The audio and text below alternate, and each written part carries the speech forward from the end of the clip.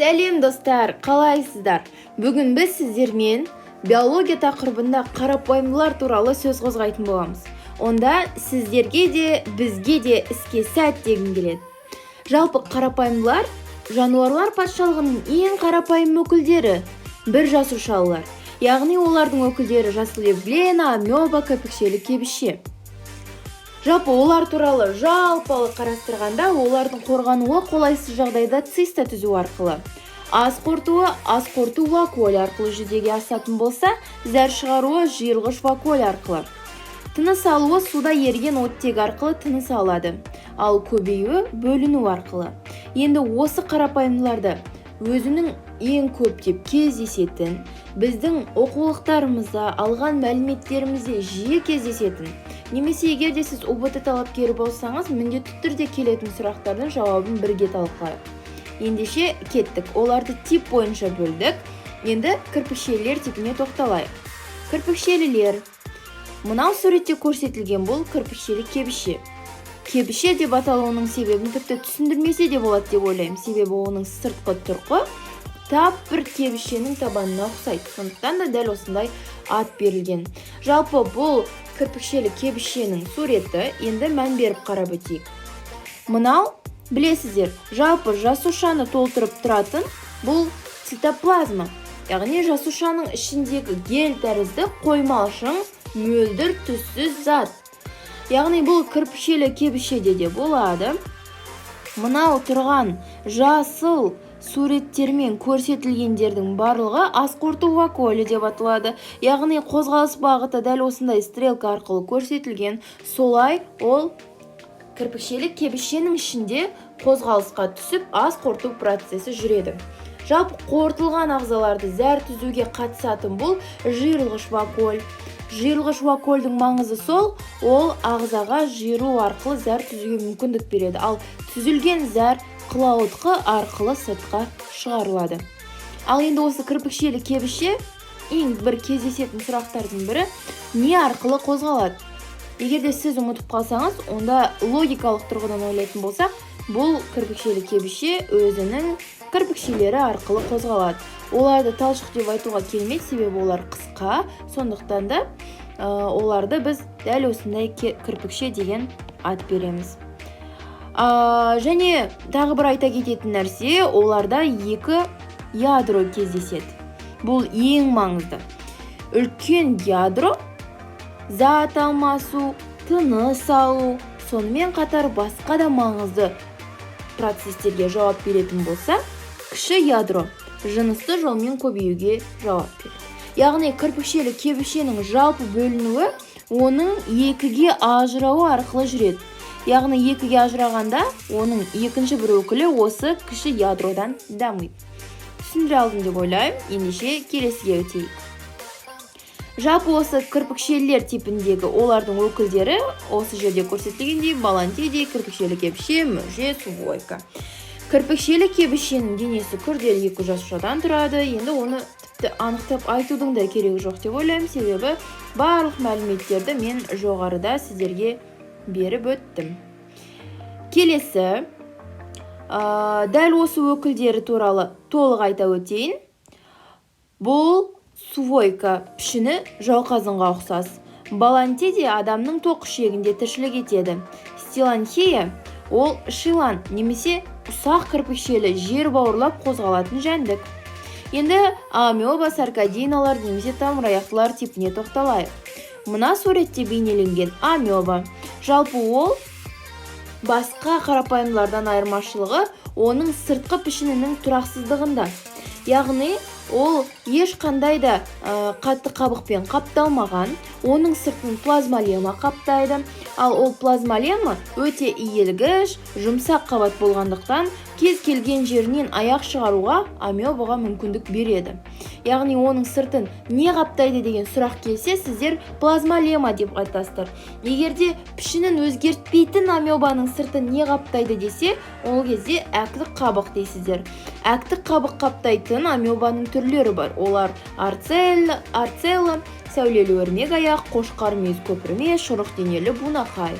Оларды осылай ажыратсақ болады. Яғни сыртын егер әктік қабық қаптайтын болса, олар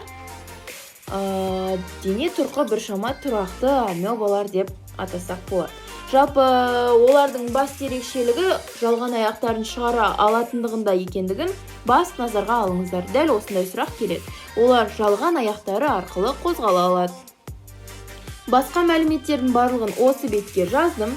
Видеоны тоқтатып тұрып, көшіріп, жазып, конспектлеп алсаңыздар болады. Дегенмен мен ауызша айтқанда барынша дұрыс деп таптым. Енді сіздерге қалай ыңғайлы өз еріктеріңізде. Жалпы олардың ең ірі түрі амеба претой. Енді дизентерия амебасы деген бар. Ол бізде жалпы басқа да жан жануарларда қаншқақ ауруын тудырады. Сондықтан да басты гигиеналық шарттарды орындап оған мән беріп жүргеніміз дұрыс, достар. Келесі осы амебаның қозғалуына байланысты кішігірім видео бақылап көрсек болады. Сіздер үшін арнайы. Міне қарап отырсаңыздар, олар дәл осындай өздерінің жалған аяқтарын шығару арқылы қозғалысқа бейімделеді. Яғни белгілі бір орыннан, белгілі бір денесінен осындай аяқтарын шығара салады. Ешбір қиындықсыз. Және бұлардың қоректенуі амеба белгілі бір ағзаны қоршап алу арқылы толық өзінің денесімен осылай жалған аяқтармен жылжып барып қоршап алу арқылы қоректенеді. Бар болғаны солай. Ал енді келесі бұл бізде жасыл евглена, ботаниктер балдырлар бөліміне жатқызады, ал зоологтар қарапайым жәндіктерге жатқызады. Жалпы ол жасыл евглена, міне оның кескіндені, бірақ сырт тұрқына қарасақ, кірпікшелі кебішеге ұқсағанымен байқасаңыздар шатаспау керек. Бұл жерде олардың ешқандай да кірпікшелілері жоқ. Олардың қозғалу мүшесі талшық арқылы. Мына жерде орынды экономдаймын деп біршама суретті бұрып, жазуларында дәл сондай бағытта қоюға мәжбүр болдым. Айыпқа бермаңыздар әрине. Міне көрсетіп тұрған бұл жасыл аймақтар хлоропластары, ортада қызыл дөңгелек бұл ядросы, талшық оны қозғалуына икемдейді және оның ішінде қоректі қорзаты жиналатын осындай орын сұрғылт затпен бейнеленген. Бұл жасыл евгленаның айырмашылығының басты бір айырмашылығы деп атасақ болады. Олар күндіз автотрофты өмір сүретін болса, түнде гетеротрофты өмір сүруге өте қауқарлы. Енді олардың талшықтары арқылы қозғалатындығын айтып өттім. Сонымен қатар олардың қозғалу талшықтары шамамен 8-ге дейін жетеді. Максималды тұрғыда олар 8-ге дейін қозғалу талшығына ие бола алады. Енді талшықтылар типі. Яғни бұны да бөлек қарастырып өтуді дұрыс деп таптым. Денесі тұрақты пелликула қаптайды. Жалпы пелликула деген не? Ол өте жұқа, майысқа қорғаныш қабат дегенмен тұрақты. Кішкене логикаға сыймай қалуы мүмкін, бірақ сіздер алдағы уақытта оны іздестіру барысында жақсылап түсініп аласыздар деген ниеттемін. Олардың басты қозғалуы талшық арқылы. Енді олардың өкілдеріне тоқталып өтейін. Лишмания ауруын тудырады, оны таратушы құмыты. Құмытыны білесіздер ғой, кішкентай ғана жәндік. Міне мен сіздерге түсінікті болу үшін олардың әрқайсының кескінін көрсетуге тырыстым. Мынау екеуі бұл қозғалу талшығы, бұл лишманияның бөлінуі. Бір жасушалар осындай түрге ие болады екен. Аполлина бақаның артқы шегінде болатын паразит. Оның кескіні дәл осындай жұмыртқа тәрізді, бөлінуі дәл осылай жүреді екен. Ал келесі лямбля адамның аш шегінде тіршілік етеді, 2 ядросы болады, 4 жұп талшығы болады. Жалпы оның суреті мына жерде анық көрсетілген деп ойлаймын. Бұл жерде оның 2 ядросы бар екендігі, талшықтарының қаншау екендігі толық көрсетілген. Келесі енді трипаносома.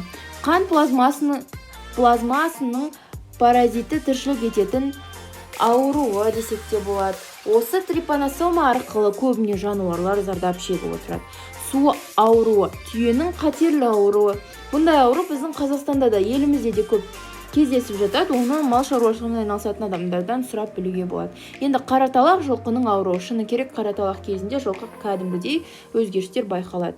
Оның суреті мына жерде кішкене түсініксіздеу, бірақ көріп тұрғандарыңыздай судағы балдыр сияқты деймін бе, әлде қандай да бір гүлдердің жапырағы сияқты деймін бе, дегенмен де олардың пішіні осындай болады екен. Көріп тұрғандарыңыздай достар, олар бір жасушалардың суреттері бәрі бір-біріне сәйкесінше ұқсас болып келеді. Дегенмен анықтап зерделеп қарасаңыздар, олардың қанша талшығы, қанша ядросы берілген, олардың сырт пішіні қандай деген сияқты ажыратуларға мүмкіндіктеріңіз бар. Сонымен қатар тұнжырақ теңізде жарық бөліп, оларды нұрға көмкереді, ал бода су тазалаушы қызметін атқарады.